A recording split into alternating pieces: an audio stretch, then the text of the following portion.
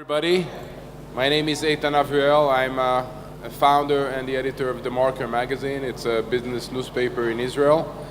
I think that almost at the end of this conference, and after you've been here for a few days, you are probably not going to be surprised if we tell you that Israel is a success story in high-tech. And you're not going to be surprised if you were told that Israel has more companies traded on the New York stock exchanges in Wall Street than any other country except China, and that Israel is #1 in scientific research, in entrepreneurship, in information technology skills, in number of patents deposited by Israeli, at least by capita, and that we have this wonderful high-tech ecosystem that produces quite a lot of exits, and we are called the original startup nation, as you all know. But rather than tell you again about these numbers and about the success stories, I like to spend the next 40 minutes, which is all the time we have, in trying to understand how it actually happened, what's happening now, and maybe more important, is Israel will be able to continue and hold that special position as the world's startup nation and a special place, or maybe other centers, such as the one growing in China we've been hearing about, are going to take us over. So we have an exciting panel here. We have 4 authors. I think I'm the only one who has not written a book yet, and I'm going to call them in. But first, we have a keynote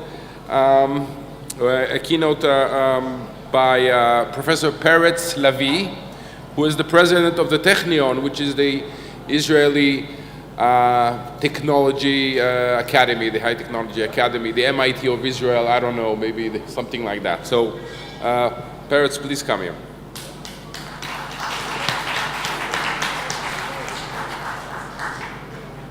Thank you, Eitan. Just to correct you, we are not the MIT of Israel.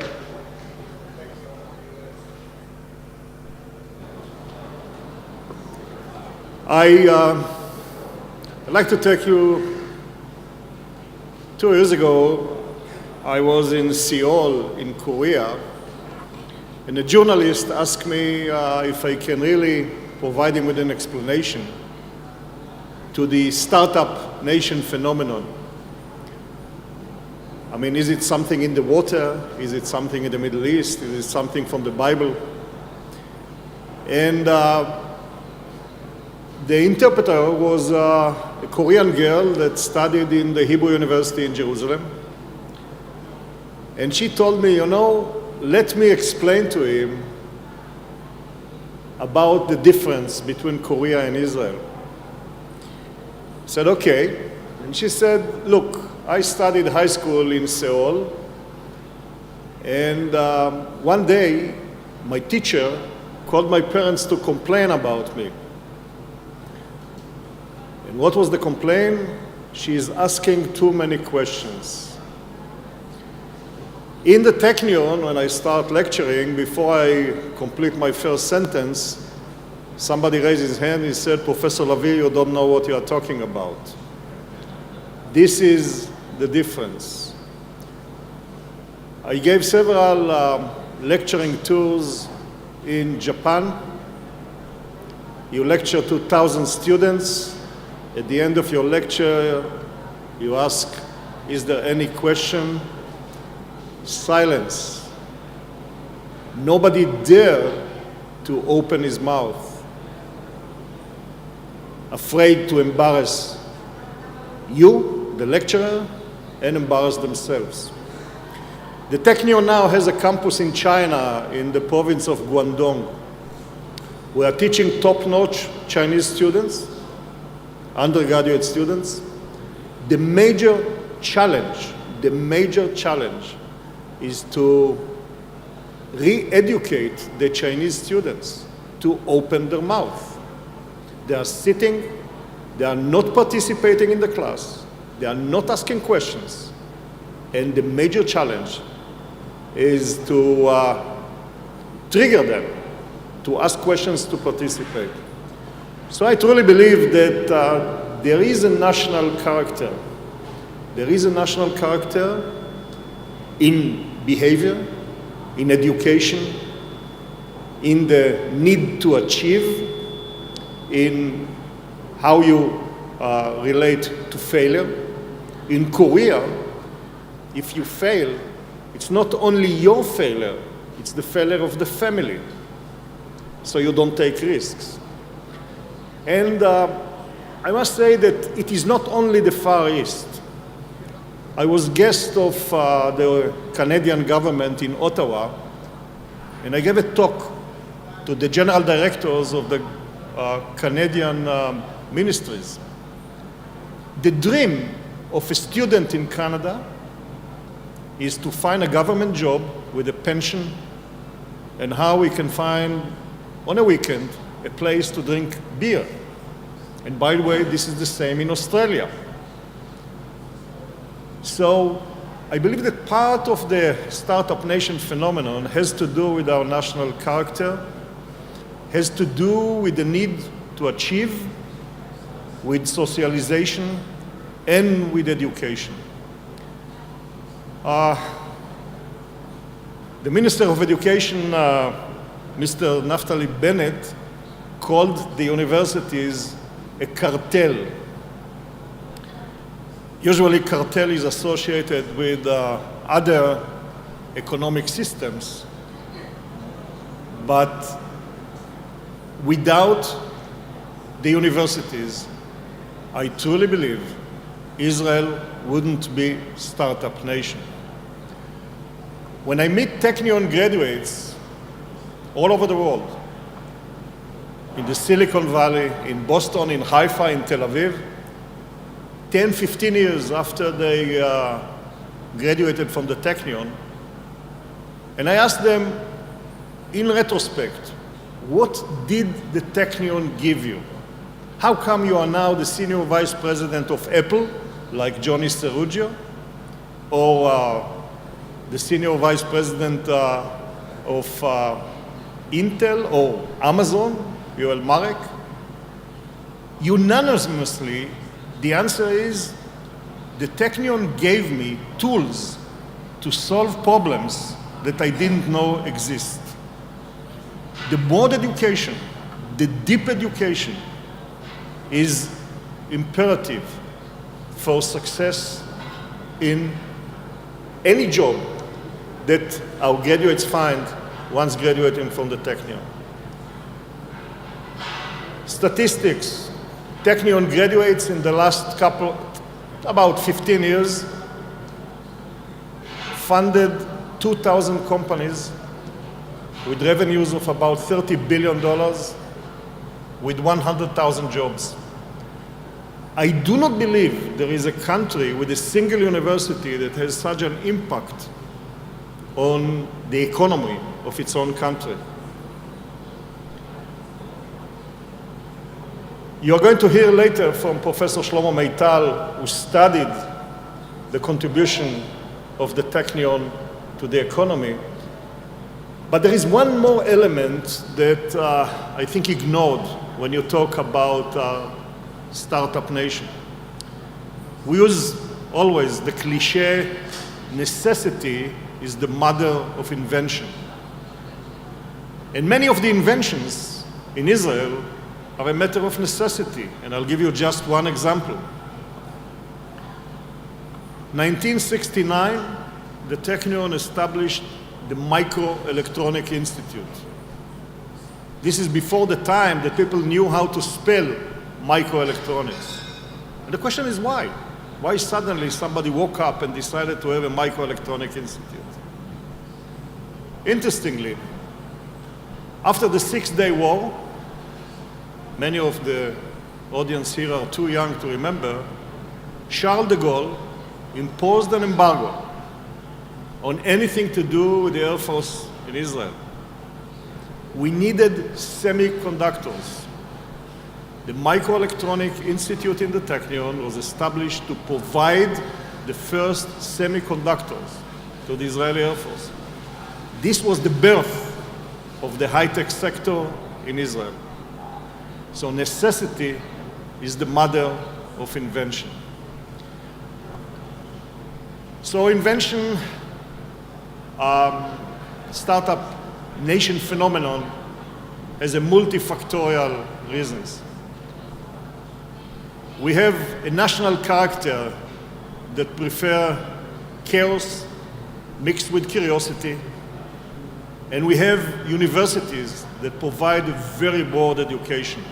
These are only two of the elements. The rest of the elements probably you will hear from the panelists in a while. Eitan, the floor is yours. Thank you. Thank you, Professor. So please come forward, Avi Jorish, Edward Koikerman, Shlomo Meital, and Sophie Schulman. Take a seat here.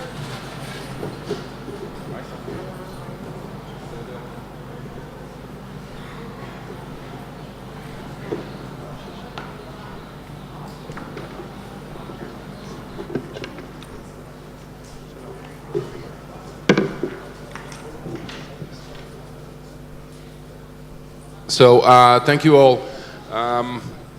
So let's do this tight and quick. Avi, just say one sentence about what you do, and then jump in, tell us about your book, and how does it relate to the Israeli story of the startup nation? Sure. So my book is called Thou Shalt Innovate, How Israeli Ingenuity Repairs the World. And as opposed to what Professor Levy talked about in terms of the startup nation, I'm much more interested in the compassion nation and how Israeli technology improves the lives of billions of people around the world when it comes to medicine, agriculture, and water. Professor Levy talked about the startup economy. There are more startups combined than Canada, India, Japan, Korea, and the United Kingdom combined. And Eitan mentioned as we walked up on the stage, he said, I think it was you who said, that outside of China, Israel has more companies listed on the NASDAQ than any other country. But that, I believe, is not the whole story. If you look at certain companies and organizations in Israel, they are far more focused on doing good than making money as a byproduct. And allow me just to share a few examples with you. One, if I were to have a heart attack right here, right now, Professor Levy, what would you do? You'll call Shachar, but what else would Shachar potentially do? He'd call Magen David Adom, right? And on average, 20 minutes later, an ambulance would come rolling up. That's probably too late if I were to have a massive heart attack. But Israel's created an amazing emergency response system called United Rescue, or in Hebrew, United Hatzalah. And they created three things. First, an army of emergency responders of Christians, Muslims, and Jews. What do each and every one of you have in your pockets right now? A smartphone. United Hatzalah created an app that literally calls the 5 nearest emergency responders, like Uber, and it gave them an ambucycle. To many of them, an ambucycle, it's this little moped with a box in the back with medical supplies. The national average in Israel today to get to the scene of an emergency is 3 minutes. And in every major metropolitan area, it's 90 seconds. And when you compare 20 minutes to 90 seconds, the number of lives that are saved in this country are immense. Now, Israel could have kept this technology for themselves. That technology is available today in 20 countries around the world. 20 countries. Let me give you one other example. Israel, a country that is 60% desert, today is the world's one and only water superpower. And it did that using a combination of innovations that were created in the country and or perfected in the country. Drip irrigation created in the country is used by billions of farmers around the world. Desalination, Israel has 5 desalination plants. That technology was created abroad. It was created in the United States. And now Israel has 5 desalination plants, which provides almost 70% of the potable water needs. Israel is the world's leading provider of desalination plants in China and in India. And it also built the largest desalination plant in the Western Hemisphere. So when I look at these innovations and I look at the idea of compassion, Israel has created innovations that truly are saving the lives of billions of people around the world. And so the question begs, where does it come from? Yeah, but is Israel different than any other country specifically about helping other people? How do you differentiate between the incentive to actually help people or the incentive to make money? So when I look at, first of all, those two things are not mutually exclusive. I agree. Often the best technologies create or rather make a ton of money. Look at a company like Waze, which has reduced the global footprint when it comes to global emissions or reduced the amount of gas that we use. When you look at companies that are involved in food security, water security, poverty, when you look at education, and when you look at artificial intelligence, companies that are doing good in the world generally, although not always, make money. So I don't see the two of those as being mutually exclusive. Now, the real question that begs is, where does this actually come from? And Professor Aviv pointed out, that we all stand Passover. Why is this night different from all other nights? And I would say that the combination is three things. One is a society that values secular education, like the Technion and other great universities in this country, and the military itself is a secular institution. You combine that with great diversity. This is a country that has Christians, Muslims, and Jews from all over the world. And when you combine secular values, when you combine diversity, and with the prophetic tradition that's been around for 3,000 years, where you repeat, cure the sick, feed the hungry, help the needy, that powers an economy and a society that is interested in doing good around the world. And those are the stories that I feature in my book, Thou Shalt Innovate. All right. One of my pet theory about the success of the Israeli startup nation, the Israeli technology, is the story of the army. Now, everybody relates to that, but I think it's underestimated as far as the actual impact on what happened in Israel. Of course, every Israeli boy and girl have to go to the army, and the army actually gets the luxury to select the entirety of the population, choose the best mind, and then train them from the age of 18 and give them jobs and responsibilities at the age of 20 that normally people outside of Israel maybe get at the age of 40, if ever. So, Sophie, you wrote a book also on the Israeli mind, sort of Stop That Nation. You're going to tell us the difference. And also you were in 8200, which is the unit that everybody keeps talking about. So what does that unit actually do? I know it's secret, but you can tell us.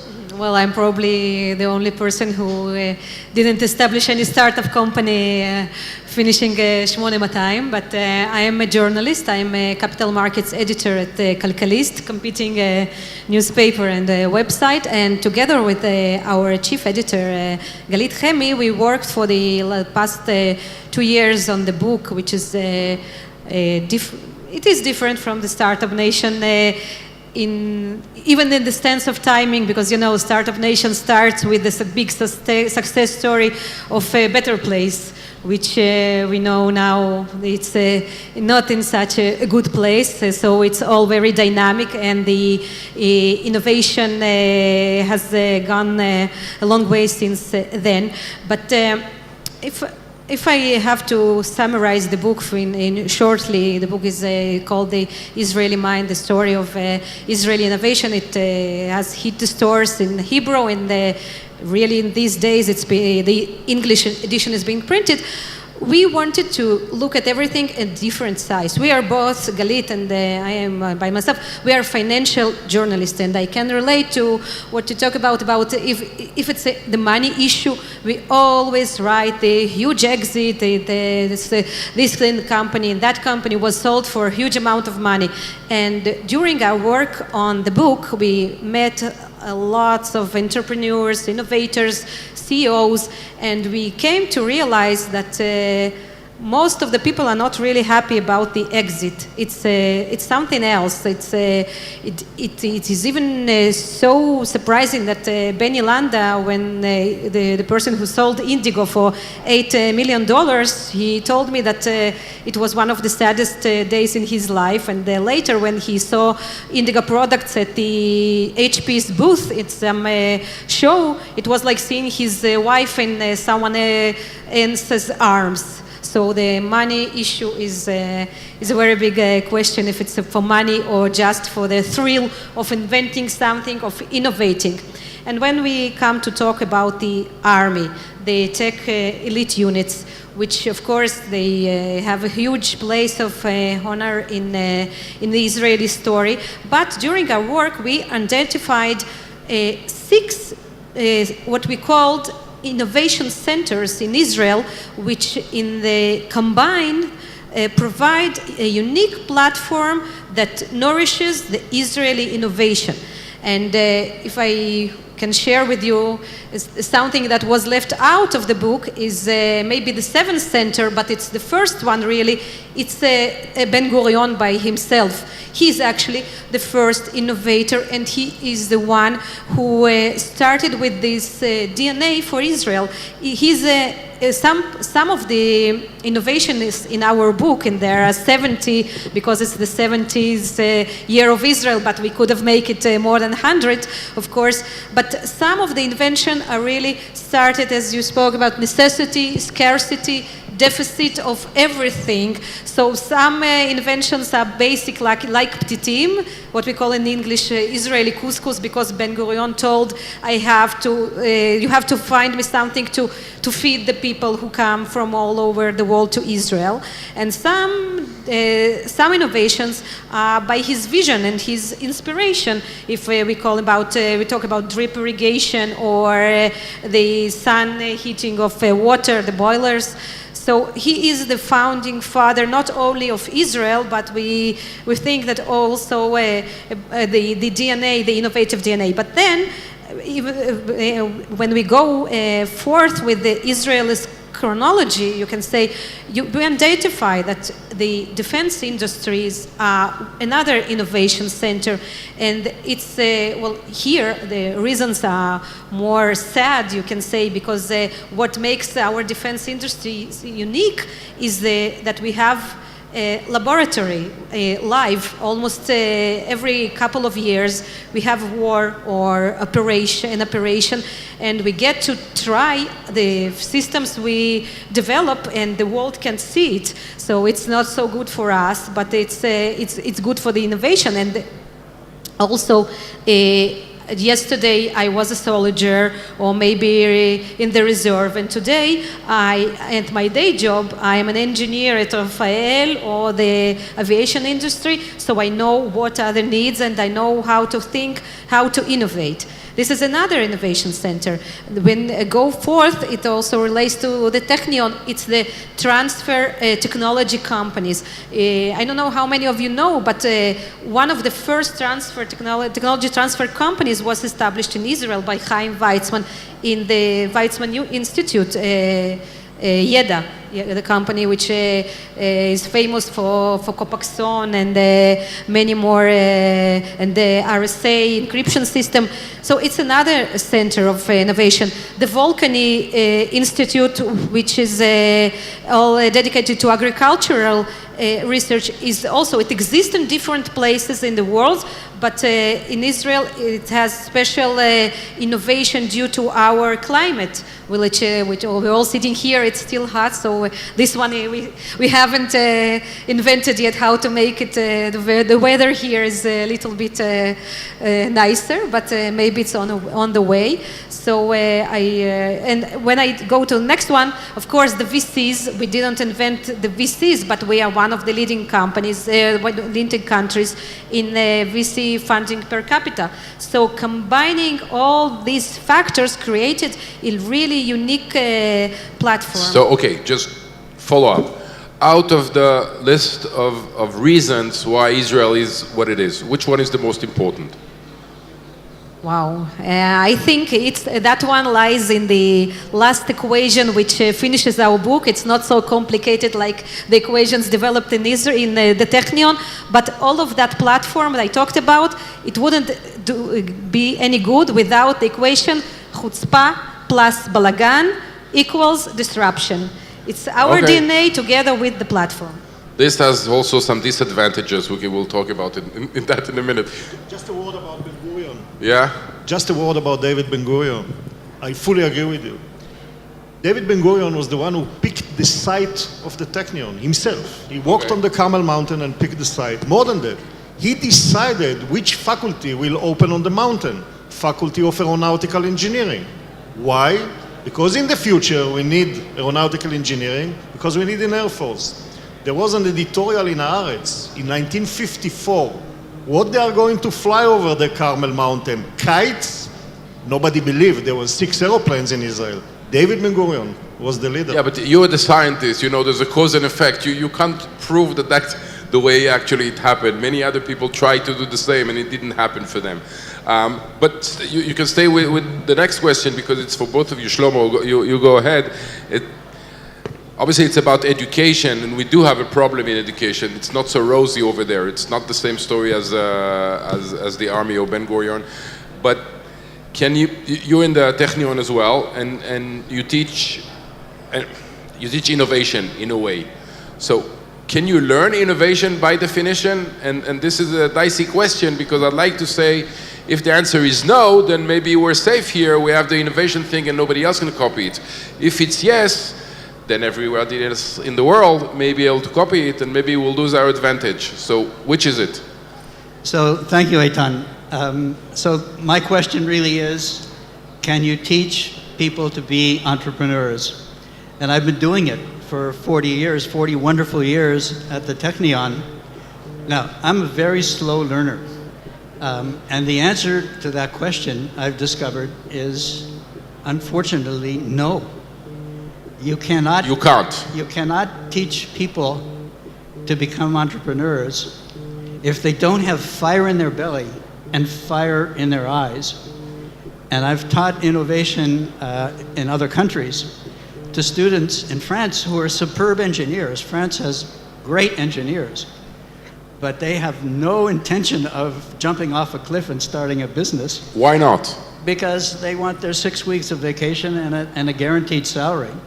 And the drama of entrepreneurship doesn't appeal to them. And I taught them all the tools, but it was like teaching theoretical physics. So no, you cannot make entrepreneurs in a classroom, but those who have the fire in their belly, first of all, you can open the window so that they can see what it means to be an entrepreneur. And then you can provide them with some of the tools. And I want to mention some problems that we have, I think. And for that, I need to show the slide. Can the technical person please put that slide on? I'm not sure. Please, Consular, the slide. Yeah, of Shlomo Meital, please. Chart 2. So I'll move We ahead. have it, it's okay. Yeah, go ahead. Maybe it'll come on. Yeah. There you go. Here it is. Okay. So Israel is a startup nation, but it's failure nation. This is a study done by IVC Research and Reverse Exit of 10,000 startups between 1997 and 2014. And you can see the green, these are successful. The definition of success is really draconian. You have to be highly profitable, sustained independent growth. Few startups attain that. The red are the failures. The ones that trouble me are the orange. They're the zombies, the walking dead. We don't seem to be paying attention to this problem. There are many startups that are still alive. They haven't closed their doors. They're not going anywhere. They're not going to scale up. They're not going to become checkpoints. Some of you play poker. There's a wonderful song by a country singer, Willie Nelson, How to Play Poker. There are two rules. Know when to hold them, when to hold your cards. Second rule, know when to fold them, when to drop out of the game. We have a lot of startups that don't know when to fold them. And they're taking up oxygen and money and talented engineers. How does that compare to other countries? How does that compare to other countries? Say the United States. Yeah. U.S. failure rate is lower than Israel, but it's still very, very high. This is a 96% failure rate. A lot of people don't believe it. In the U.S., I've heard estimates of 90%. So I want to talk a bit about the basic problem in educating entrepreneurs. Technion is a science and technology university. We teach engineers and scientists. Science deals with the laws of nature, and we teach our students how to learn the laws of nature and the laws of engineering. Entrepreneurship is an art. An art is an endeavor where you use creativity to break the rules to create beauty and create value. So Eitan, in the next few days, your magazine is going to publish my little piece on this. All right. Yeah. About why entrepreneurship is an art and why that's a problem. I teach at a wonderful science and technology university. We're one of the few universities in the world whose president is also an entrepreneur. And Professor Levy every year comes to the class, the course, started by Dan Shechtman 30 years ago. And he teaches the students how he became a successful entrepreneur. We can open the windows, but one thing we apparently don't really do well is to teach the art of entrepreneurship and provide students with basic skills to practice their art. So some research that we did. We surveyed Technion graduates. One Technion graduate in every 4 does a startup. That's an astonishing number. And we asked the students who did startups, what value did you get at the Technion that helped you become an entrepreneur? And the answer was half of them didn't do anything at the Technion vaguely related to entrepreneurship. And the other half said what we really, really liked was the art part of it, the simulations, the experiential, the 3-day startup events, the hackathon, the BizTech competition, where they actually do it. How does an artist learn to paint? They go into a studio and they paint, and they fail, and they paint, and they try again. So somehow our science university, with a science mindset, needs to find a way to teach the art of entrepreneurship the way Bezalel teaches students how to become artists and sculptors. Now, one thing we do, which is important, is to open windows. Sitting next to me is Eduardo, my former student, 30 years ago, more than 30 years ago. Eduardo came from France. And Eduardo came to the course that I mentioned, Dan Shechtman's course. And he heard a talk by Steph Wertheimer. And that changed his life. Maybe Eduardo will mention later how that happened. So we do open the windows for students to see what it means to be an entrepreneur. Professor Levy gives a wonderful talk about how he succeeded. But what about profit and loss, accounting, human resources, marketing, sales, building a team, patenting? What about the basic skills that students need? I don't think we do well in that, and we need more simulations that can help our students, first of all, to find out inside themselves, can I do this? Do I want to do this? Do I want to do 24/7 with tremendous work and ride the roller coaster of a startup? Or maybe it's not for me. How do I know? Got to try it. Go into the studio and try it. Yeah. Well, since we're talking about education, I must come back to you. You must understand, people, that the situation cannot be that rosy as the way it may be portrayed here. So Israel, in terms of scholarship achievement in high school, is the worst in the OECD. We can't avoid that. So our student in math and in basic digital skill are terrible. They're worse than anybody. By the way, there's another point of data. When you ask all these students in all the OECD countries if they think they know and how good is their knowledge, the Israeli all answer that they know it very well. So we're number one in thinking that we're great. It's the chutzpah. Which might be the chutzpah, but in actual knowledge, we're last. And so how we are last in high school, and then we have places like the Technion, and then we have so many innovators and entrepreneurs. How does that happen? Well, in the Technion, we accept every year about 1,800, 2,000 students, which are the creme de la creme of Israeli high school graduates. I believe that the entire educational system in the Western world is in trouble, not only in Israel.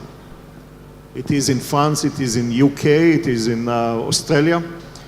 And as compared to Asia? Is compared to Asia. Okay. Is compared to Asia. And I said, in Asia, there is superb, I'm in Singapore. I'm going to lecture in Singapore in 2 weeks. They are the top of the line, but they are envy of our creativity and innovative spirit.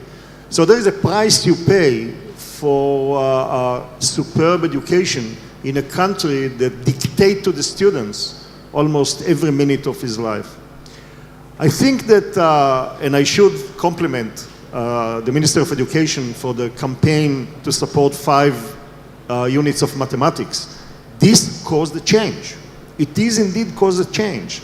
And from 8,000 high school kids who took 5 units of mathematics, we are now at 13,000 this year. I see the role of parents here.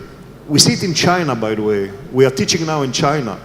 The Chinese families are so much involved in the educational system, it's unbelievable. And I truly believe that we need to change the perception of parents regarding education. And this requires investment. It requires better teachers. You know the issue of math teaching. Most of the teachers of mathematics have no education in mathematics. So we need to change, in my opinion, personal opinion, we have to change the status of a teacher. And here Finland is probably the best example that we have. And a teacher should have a much higher pay and much higher status in society. This is the future of this country. We must do it. And the campaign to increase the number of high school kids who take 5 units of mathematics that is successful shows us that it can be done. Avi, would you better have good basic education and poor entrepreneurship, or no basic education and some geniuses that are also entrepreneurs? So I would like to remind everyone that Israel is not the most innovative country on the face of the planet. Right. So let's just be clear, we are number 10 in this country. I fear that people walking away from the panel think, wow, Israel is the best in the world. But per capita, we are very high ranking. That's what's confusing many times. So I don't disagree. I just want to be clear that there are lots of delegations that come to the country every single week, from China, from Japan, from Korea. Those countries are way ahead of Israel when it comes to innovation. First of all, I think there are 2 types of innovation. There's to quote Peter Thiel, there's the 0 to 1, and then there's the 1 to infinity. Israel does very well the 0, the 1. The creation from nothing into something.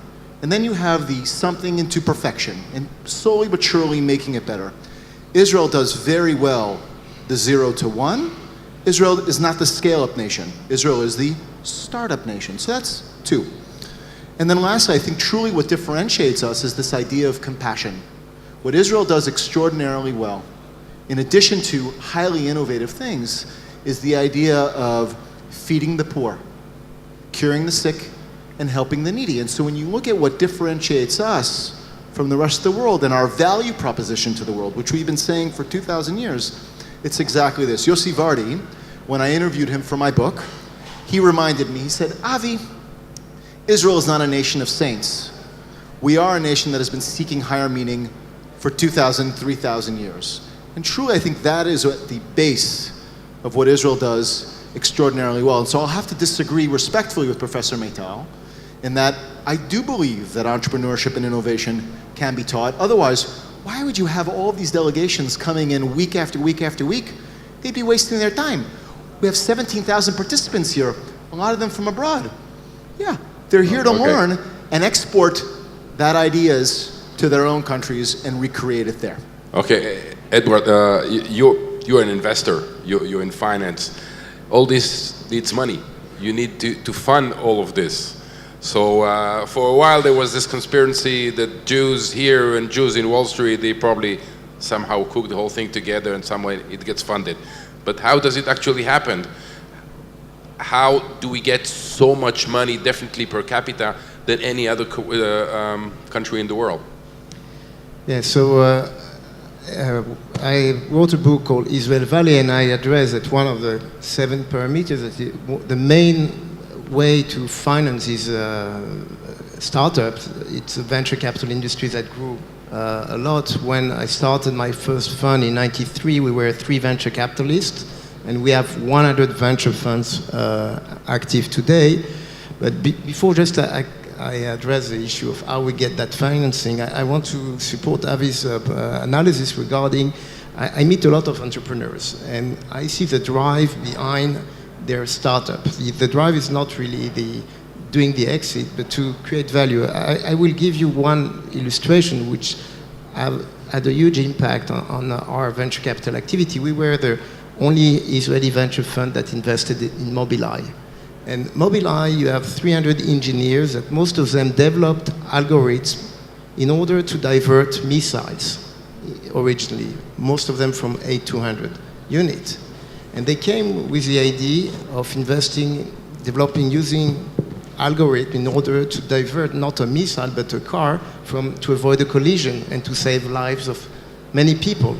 And actually the first Israeli company that used that had a drop of fatal accident by 40%. It was Migdal at the time. And today, Mobileye has 60% market share in autonomous driving technology.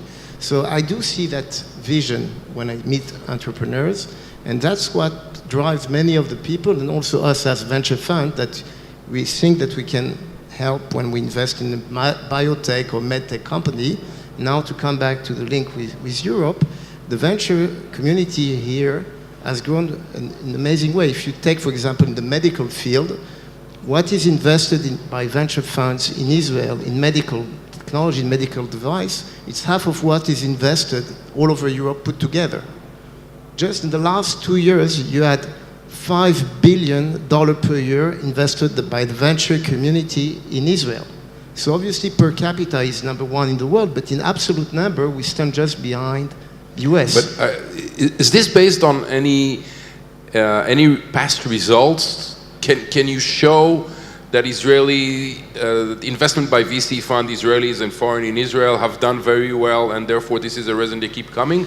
Because as far as I know, that's not the case. You don't have numbers that show that Israel is a better place to make money than compared with other countries. So on the one hand, you see I mentioned there is $5 billion invested per year. If you look at last year, we had $40 billion of exit last year for $5 billion invested during the same year. So obviously you have Mobileye among the 40 billion number. But yes, you have good results, not only through M&A transaction, but also through IPOs. You have 290 Israeli companies that went public in the US, above 100 that went public in Europe, and now you have more and more that are going to Asia. You mentioned that, you know, maybe it's a Jewish community in the diaspora in the US that help funding the business, but even if you look at the last 5 years, you had $15 billion of Chinese money invested in Israeli technology companies, and there is not so many Jews among them. So obviously, I think that Israel is a great place. They are doing those investments because they make money. There is a problem with the venture capital industry, as you can see from today that VC-backed companies take on average 15 years from the day they get the first investment from a venture capital fund to the time they are doing an exit. And the average time of a fund is about 10 years. So the early stage strategy of early stage funds have been problematic. So that's why you probably have this comment that many early stage venture funds failed. Yeah. And that's why if you look at the 100 funds that are operating today, none of them were acting in 2000. Those are new funds established. But it's easier, and that's why we shifted our investment strategy. In 1993 back, we invested in early stage, and since 2000, we invest in mature companies because we know that's a big issue. But eventually, you see the number of success stories, you see the number of exits. I think there is a reason why the venture community is all right, I have a couple of, not more than a couple of short questions, but this is for you both and Peret. It's the inequality thing. So Avi was talking about us helping other nations do better and poor people, etc. It's great. But there is a theory in Israel that, in fact, the economy and the country is made of two different economies. There's a startup nation economy, the people that you've met here around this great festival, and then there's the rest of the country, the rest of the 99% who are totally out of it. They don't have the skills. They don't know English. They're just not part of the whole thing. And what happens when the difference between these two countries grow? Do you think that the description is correct? And two, if it is, what can you do to narrow that gap? Partly it's correct, and you can do a lot. And I'll just give you a quick, very short example. 12 years ago, 7% of the students in the Technion were from the Arab community in Israel. Today, 20%. Which is, they're part of the population more or The less. same as in the population. And we did it in a structured way, supported by Jewish philanthropy. Apropos Beni Landa. Beni Landa provided the gift. We did it in a way that helped them to overcome the hurdles to be accepted to the Technion and to pass the first year, which is the challenging year in the Technion. More women than men. 60% of the Arab students in the Technion are women. Among the Jews, it's the reverse. 60% are men. So it can be done. We are starting now the same campaign for the ultra-Orthodox community. When they start our pre-academic training, the only thing they know is how to sum up and to subtract numbers. That's it. In a year and a half, they are ready to be accepted to the Technion. But you have to invest, and we rely on philanthropy to do it. The country should invest in these projects. So, Sophie, you can actually close it, but again, some of these people, like the Arabs and possibly the ultra-religious, do not go to get to the army, and they do not get to go the advantage. So how do you close that gap? That's exactly my point. I think it's a concluding remark. I think it's all connected to the education, because in the school, I see my children in the basic school, the primary school, we let them be free spirits, just to learn how to ask the questions, not really to develop learning habits. And then we rely that in the army and in the university, they will teach them how to do that. That's, I think, this is, I think, the big role of the army, because many children, when they come to the army at the age of 18, they understand that they have to start to resolve questions, and that's the problem, and the inequality and the two splitting economies, because not everybody gets to the 8200 and not everybody gets to the Technion, and this is the problem, because when you look, we talk about the startup nation, it's all very peachy and rosy, like you said, but when you look at the statistics, less than 10% of the Israeli workforce works in the technology-related areas. Most of the employees are either in services, which is okay, or in the regular industry. And there lies our biggest challenge, economic challenge and educational challenge, to bring those industries which are not technology higher, and with the reform in education, in paying teachers more, making it a desirable profession, then only then we can see and look at the army as just the army and not part of the education system. Eitan, let me just jump in for one So more thing. one sentence. One sentence. I think, otherwise Oli is going to kill me. Ultimately, the very fact that you ask that question really means that Israelis in general are thinking about how to disrupt this. And when a country asks the global questions of how to solve global problems, I'm extraordinarily hopeful for what Israel is going to look like in 10, 15, 20, 30 years. And we all ought to be very excited about where we are going in this country. Well, with a soundbite like that, we must close, but don't copy everything we do, just the good part. Thank you. Thank you so much.